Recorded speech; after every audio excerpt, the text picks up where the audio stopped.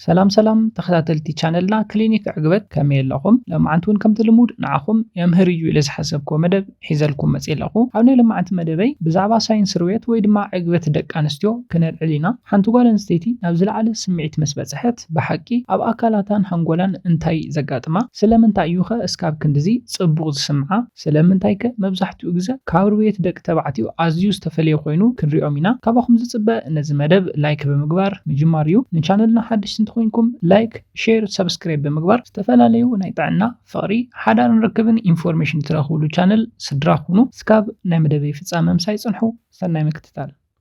እቲ ቀዳማይ ንሪኦ ሳይንስ ዕግበት ወይ ድማ ርዌት ደቂ ኣንስትዮ ዑደት ጾታዊ ምላሽ እዩ። ተመራመርቲ ማስተርስን ጆንሰንን ጾታዊ ምላሽ ኣብ 4 ቀንዲ ምዕራፋት መቂሎምዎ እዮም። ቀዳማይ ፍናን ወይ ድማ ኤክሳይትመንት ንብሎ እዩ። እዚ ምልዕዓል ዝጅመረሉ እዋን እዩ። ደም ናብ ብልዕቲ ይውሕስ፣ ሕርመት ልቢ ይውስኽ፣ ተፈጥራዊ ፈሳሲ ክወፅእ ይጅምር፣ ጉድበአን ይሓብጥ፣ ብልዕተን ድማ መትሎ ንኽቕበል ይሰፍሕ። እዚ ፍናን ወይ ድማ ኤክሳይትመንት ንብሎ ቀዳማይ ምዕራፍ ርዌት ደቂ ኣንስትዮ እዩ። እቲ ካልኣይ ምዕራፍ ድማ ንህረት ምውሳኽ እዩ። ነገራት ይሕይሉ፣ ጸቕጢ ደመን ይውስኽ፣ ምስትንፋሰን ይቕልጥፍ። እዚ እቲ ካልኣይ ምዕራፍ ደቂ ኣንስትዮ እዩ። እቲ ሳልሳይ ምዕራፍ ርዌት ወይ ድማ ዕግበት ጾታዊ ምላሽ ደቂ ኣንስትዮ ድማ ርዌት ወይ ድማ ዕግበት ንብሎ እዩ። ሎማዓንቲ ነተኩረሉ ሓሳብ ድማ እዚ እዩ። እቲ ራብዓይ ምዕራፍ ጾታዊ ምላሽ ደቂ ኣንስትዮ ድማ ፍታሕ ወይ ድማ መዕፀዊ ምዕራፍ እዩ። ኣካላታ ናብ ንቡር ይምለስ። እዚ ማለት ጉድበአን ተነፊሑ ዝነበረ ናብ ቦትኡ ይምለስ፣ ብልዕተን እውን ሰፊሑ ዝነበረ ናብ ቦትኡ ይምለስ። እዚኣቶም ፍታሕ ወይ ድማ መዕፀዊ ምዕራፍ እዩ። ነዚኦም ምስራና ድማ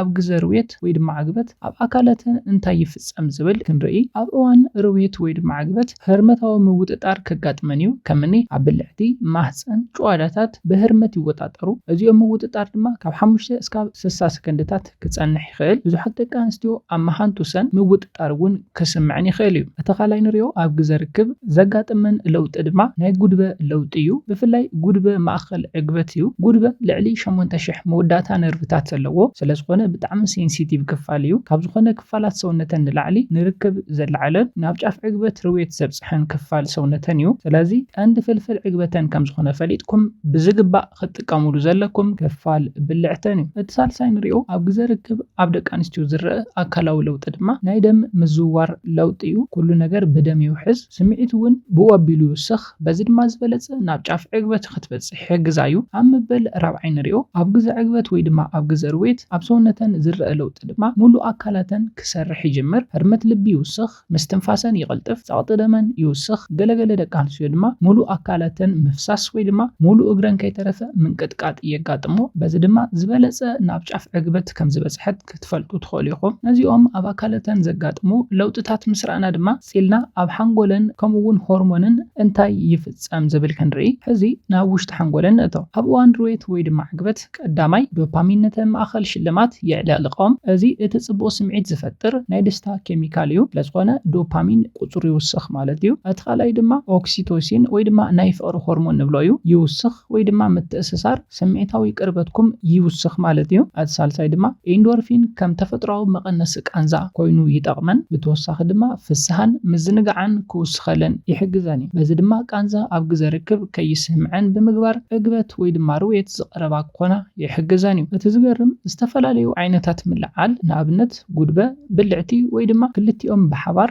ዝተፈላለየ ከባቢታት ሓንጎል እዮም ዘለዓሉ። ነዚኦም ምስራና ድማ ብዛዕባ ናይ ደቂ ኣንስትዮ ርዌት ወይ ድማ ናይ ርክብ ዕግበት ዝንገሩ ዝተጋገዩ ዕላላት ክንሪኦም። እዚኦም ቀፂለ ዝሕብረልኩም ትገብሩ እንተኮይንኩም ክተውግድዎም ይግባእ። እቲ ቀዳማይ ጌጋ እንታይ እዩ? ኩለን ደቂ ኣንስትዮ ብመትሎ ጥራይ ብቐሊሉ ርዌት ይረኽባ ወይ ድማ ይዓግባየን ዝብል ዝተጋገየ ሓሳብ እዩ። እቲ ሓቂ ግና ብዙሓት መጽናዕትታት ከም ዘመልክትዎ ኣስታት 30 ሚእታዊ ደቂ ኣንስትዮ ጥራየን ብመትሎ ጥራሕ ክዓግባ ክረብያ ዝኽእላ። መብዛሕትአን ቀጥታዊ ወይ ድማ ዘይቀጥታዊ ምልዓል ጉድበ የድልየን እዩ። ስለዚ ብዝግባእ ንጉድበ ተጠቐሙ። ብዝግባእ ንጉድበአን ሓሳስዩለን። ብዝግባእ ነዚ ብዙሕ ነርቭ ኤንዲንግ ዘለዎ ክፋል ብልዕታ ብምሕሰሳይ ናብ ጫፍ ርዌት ናብ ጫፍ ዕግበት ከተብፅሓ ትኽእል ኢኻ። ተዘይኮይኑ ግና 30 ሚእታዊ ደቂ ኣንስትዮ ጥራሕ እየን ቀጥታ መትሎ ናብ ብልዕታ ብምእታው ክትዓግብ ትኽእል። እዚ ማለት ካብ 10 ደቂ ኣንስትዮ እተን 3 ማለት እዩ። ኣብ መበል ካልኣይ ንሪኦ ብዛዕባ ዕግበት ወይ ድማ ብዛዕባ ርዌት ትፈልጥዎም ዝተጋገዩ ሓሳባት ድማ ናይ ብልዕቲ ርዌት ዝሓሸ እዩ ወይ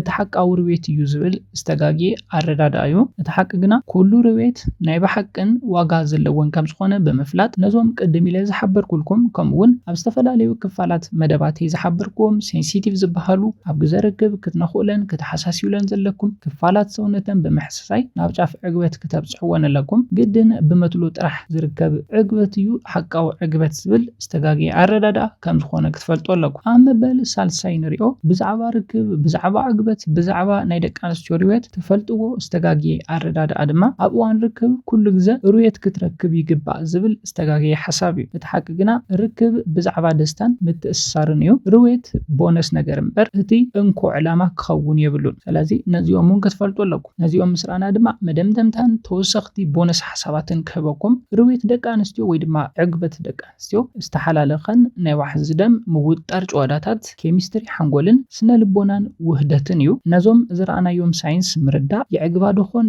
ዝብል ጸቕጢ ምንካይ ወይ ድማ ጭንቀት ምቕናስ ምስ ኣፍቃሪትካ ዝግበር ርክብ ንምምሕያሽ ደስታ ንምውሳኽን ክሕግዘኩም ስለዝኽእል ነዚ መደብ ብዝግባእ ሰሚዕኹም ተግባራዊ ግበርዎ። ነዚ ናይ ልምዓንቲ መደበይ በዚ ክሳዝም ካብ ናይ ልምዓንቲ መደበይ ዝኾነ ሓድሽ ነገር ከም ዝሓስኩም ተስፋ ይገብር። መደብና ናብ ብዙሓት ሰባት በፂሑ ብዙሓት ኣሕዋትና ካብዚ መደብ ትምህርቲ ክወስድሉ ነዚ መደብ ላይክ ሼር ግበሩሎም። ነዚ ቻነል ሓድሽቲ እንተኮይንኩም ንቻነልና ላይክ ሼር ሰብስክራይብ ብምግባር ዝተፈላለዩ ናይ ጥዕና ርክብ ፍቅርን ሓዳርን ኢንፎርሜሽን ትረኽብሉ ቻነል ስድራ ኩኑ። ብኻሊእ መሃራይ መደብ እስካብ ንራኸብ ሰላምን ጥዕናን ንኹላትና ይቐኒለይ።